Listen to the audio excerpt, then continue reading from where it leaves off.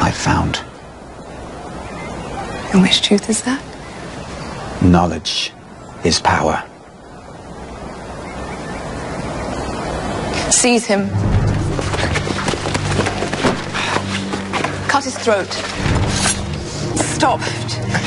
Wait. I've changed my mind. Let him go. Step back 3 paces. Turn around. Close your eyes.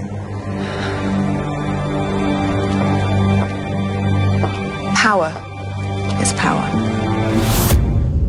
Hoy, dando palo desde la valija del fuego, discutiendo sobre la reforma policial y militar en Colombia con el doctor Alirio Uribe Muñoz. ¿Cómo evalúa la represión policial en el marco de este último paro nacional? Sobre todo porque usted también hizo parte lleva muchos años en este proceso, tanto como actor como defensor de derechos humanos, con lo que ha sido jornadas de represión anteriores. Bueno, sí, yo creo que Duque se va a ganar pues un primer lugar en la historia de la violencia policial en Colombia. Realmente el antecedente del paro cívico del 77 hoy pues muestra cómo hay la mayor movilización en la historia en los últimos 50 años del país y a la vez lamentablemente la mayor represión por parte de este gobierno.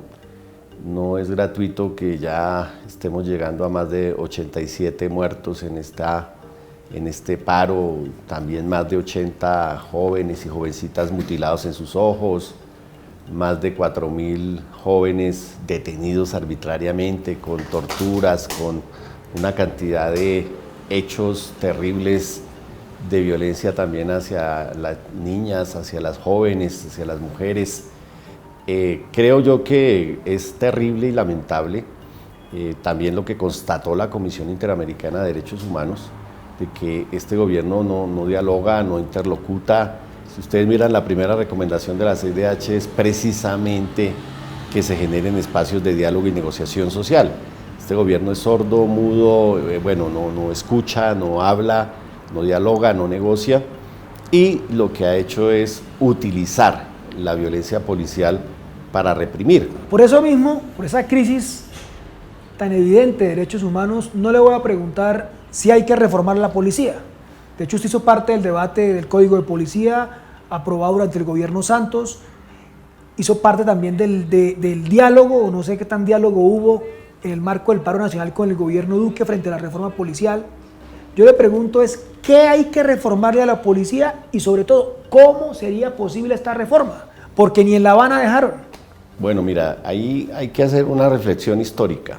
El Código de Policía que se derogó con el nuevo Código de Policía era un decreto de estado de sitio, ¿no?, del año 71 que había sido convertido en legislación permanente.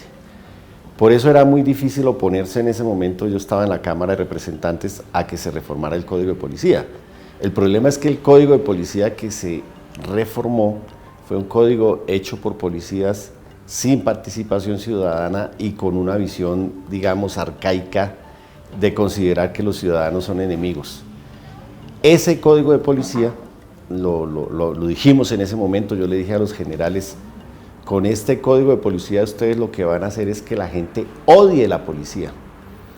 Porque si van a poner a la policía a perseguir a los vendedores ambulantes, si van a poner a la policía a hacer allanamientos administrativos, si van a poner a la policía a hacer capturas, lo que están haciendo ahorita, los traslados por protección, que es con lo que usan de pretexto para reprimir a los jóvenes que protestan, ese Código de Policía lo único que va a generar es más violencia en las calles y más corrupción en la policía. Recordemos que Duque de entrada llegó y expidió el decretico ese para criminalizar la dosis personal.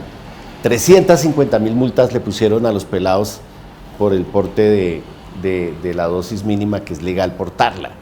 Entonces, todo esto lo que genera es que la policía se vuelva un organismo agresor de la ciudadanía y eso hace que, como lo dijimos en ese momento, necesitemos una policía para el posconflicto.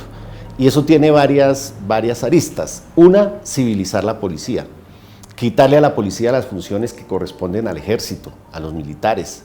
Volverlo, como dice la Constitución, un órgano civil adscrito al Ministerio del Interior sería lo más razonable, lo más viable. Quitarle toda función que tenga que ver con temas que no sean de seguridad ciudadana, que no sean de convivencia, y todo eso pasárselo a la fuerza pública, deslindarlo completamente del ejército, pero tal vez lo más importante no es ponerles el traje verde por azul como está haciendo este gobierno, sino tal vez lo más importante son las escuelas de formación y la doctrina en que ha sido formada la policía en Colombia, que son las doctrinas de seguridad, de enemigo interno, de ver al joven como enemigo, y si el joven es de un barrio pobre, discriminarlo, y si es mechudo, y si tiene barba, y si tiene cachucha así como usted, hermano. Sí, entonces, si tiene mochila. Si tiene mochila. O sea, bueno, se han generado de verdad, ¿no?, unos estigmas impresionantes, ¿no?, hacia las personas trans, hacia la gente que tiene otras opciones sexuales, etcétera. La policía estigmatiza y ataca. Si el poder está en lo que cree la violencia oficial del Estado, la doctrina es determinante para saber quién tiene el poder. Por supuesto. Por supuesto, además que si los policías se forman en esas escuelas de formación con esas visiones, con esos estigmas, con esa visión discriminatoria hacia los pobres o hacia las trabajadoras sexuales, hacia cualquier cosa, pues eso se expresa en la violencia diaria, cotidiana. El tema de la corrupción. ¿Qué tanto influye en el comportamiento de la policía colombiana la cooperación internacional, los convenios internacionales? Dicen que acá no hay sargento que no pase primero por Estados Unidos o por una potencia militar de la OTAN, y máxime ahora con la adscripción que se hizo del gobierno Santos a esa alianza militar. Hay fenómenos como la mutilación de los ojos de los jóvenes. Ese es un fenómeno nuevo en Colombia. Nosotros hemos estado en escenarios de represión. Cuando empezó este gobierno y arrancó este gobierno, fue que se impuso esa modalidad de represión. Inicialmente el año pasado, más o menos sobre noviembre, yo presenté a la Fiscalía un macrocaso con 27 jóvenes mutilados, porque quedé aterrorizado. Yo dije, aquí el ESMAD generó una nueva línea de violencia que se daba también con los chalecos amarillos en Francia, que se estaba dando en México, que se estaba dando en Chile. Y lo vemos en este paro, 86 creo que son los jóvenes mutilados en los ojos. Cuando uno mira, los policías se forman en escuelas que están patrocinadas, financiadas por los Estados Unidos, con formación en ese tipo de prácticas. De hecho, muchos oficiales de la Policía de las Américas se forman en Colombia. O sea, Colombia no solamente ha sido un país para intervenir en la región hacia Venezuela o en su momento hacia Correa o hacia Lula o para potenciar la guerra en la región, sino que Colombia también ha sido como una especie de escuela de las Américas para formar militares y policías, y por eso es que exportamos mercenarios, y por eso es que vamos a matar presidentes como lo de Haití. Eso tiene que ver con esas escuelas y tiene que ver con esas doctrinas degradadas de lo que debe ser la función de la policía y la función misma de la fuerza pública. A través de lo que yo llamo un imperialismo narcotizado, con todo el tema de la política antidrogas de Estados Unidos, acá en Bogotá y acá en Colombia se han reentrenado policías como la mexicana, policías como la paraguaya, ¿sí? O sea, acá somos replicadores del modelo de exportación, ¿no? Pregunta importante. Acá el 20 de septiembre, en septiembre del año 2020, se genera un debate en medio de las protestas de indignación por la muerte de Javier Ordóñez, ¿sí? Yo pregunto, ¿quién mandaba a la policía en Bogotá? ¿Hay subordinación de la policía al poder civil, regional, nacional. Tuvimos experiencias nefastas en la historia colombiana con policías regionales. ¿Cómo resolver ese problema? ¿Quién manda a las policías en Cali, en Medellín, en Bogotá hoy día? Sí, yo hablaba con algunos generales retirados de la policía y ellos ponían énfasis en esto que tú planteas, que es muy importante, Pacho. Ellos decían, no podemos devolver la policía al poder civil, porque si lo devolvemos al poder civil, volvemos a la violencia de los años 50. ¿Te acuerdas de los pájaros? Entonces, lo que decían los generales era, en esa época, como un alcalde era liberal y el otro era conservador, los alcaldes involucraban a la policía en las rencillas políticas. Pero yo creo que eso ya se superó, eso ya evolucionó. Hoy lo que nosotros necesitamos es que la policía sea civil y esté bajo el orden y el control civil. Ahora, si ese descontrol con la policía pasa cuando legalmente la policía de Bogotá está subordinada a la alcaldía, y así en cada municipio o departamento, ¿qué pasa con el SMAT, que es una estructura nacional? El Movimiento de Derechos Humanos ha propuesto desmontar el SMAT. ¿Cómo sería esto? No va a preguntar por qué y cómo se reemplaza el SMAT. Bueno, los proyectos que se han presentado y al que acabamos de presentar con el Comité Nacional de Paro ahorita el 20 de julio, que propone el desmonte del SMAT, es claro, hay que cerrar eso. O sea, el SMAT ya tiene una memoria en los jóvenes, en las calles, de rechazo total. Es decir, cuando el SMAT se pone en la calle, genera violencia, no genera convivencia. Primero, por todos, no voy a hablar de los muertos, de los mutilados, de los heridos, de todo eso, no.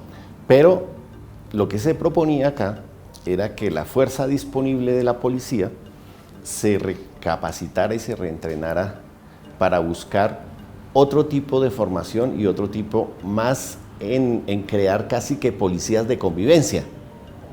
Así como tenemos los miembros de convivencia y los gestores de convivencia exactamente de Bogotá, de Medellín, de algunas ciudades, la idea era generar una policía en esa lógica y obviamente pasarle esa función que tiene el SMAT mal concebida, mal desarrollada a un órgano más democrático, respetuoso en la necesidad, proporcionalidad, necesidad del uso de la fuerza, principio de precaución, bueno, todo lo que dicen los estándares internacionales. Sin necesidad de armas. Sin necesidad de armas letales.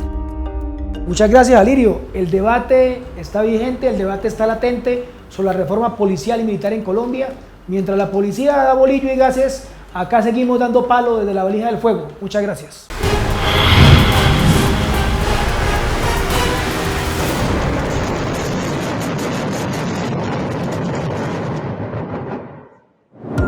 Atrás están los escombros del antiguo edificio del Ministerio de Defensa, al cual el bipartidismo colombiano le endosó la Policía Nacional y con ella le otorgó tratamiento de guerra a la protesta social y a la seguridad ciudadana.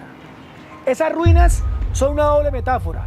En primer lugar, de la destrucción y devastación que ha dejado como legado el militarismo santanderista. Y en segundo lugar, que así como esa construcción que albergó sus oficinas administrativas, el militarismo santanderista y su política de seguridad y defensa son hoy insostenibles y nos llevan como país al borde del colapso. Esta vieja edificación, que es el militarismo santanderista, heredado de la Guerra Fría, debe también ser demolida.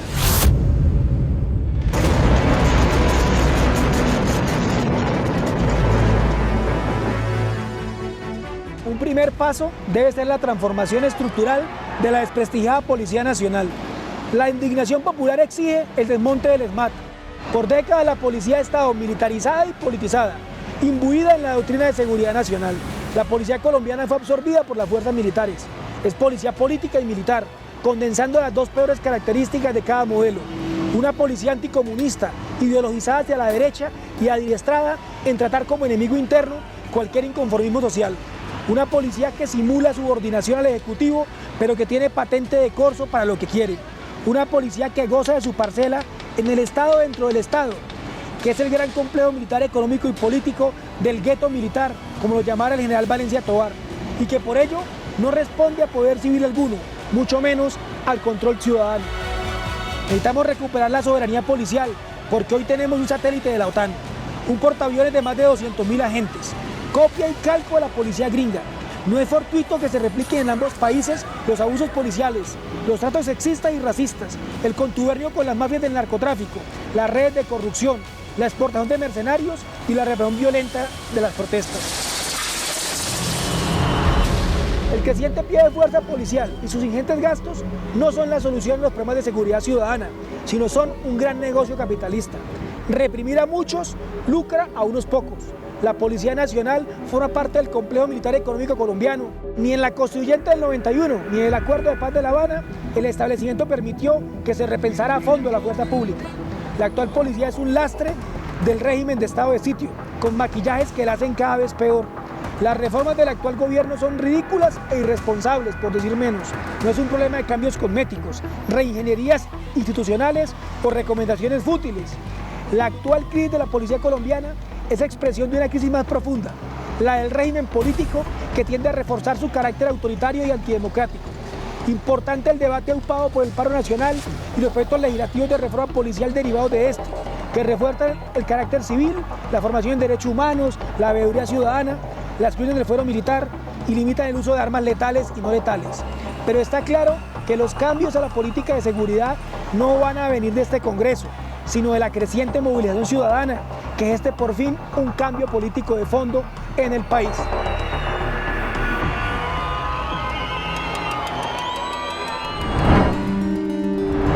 De esta policía parida y cebada por la guerra, de esta actual Policía Nacional, así como del antiguo edificio del Ministerio de Defensa, no debe quedar piedra sobre piedra.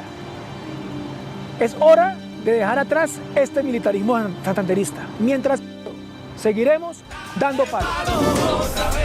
Suavecito.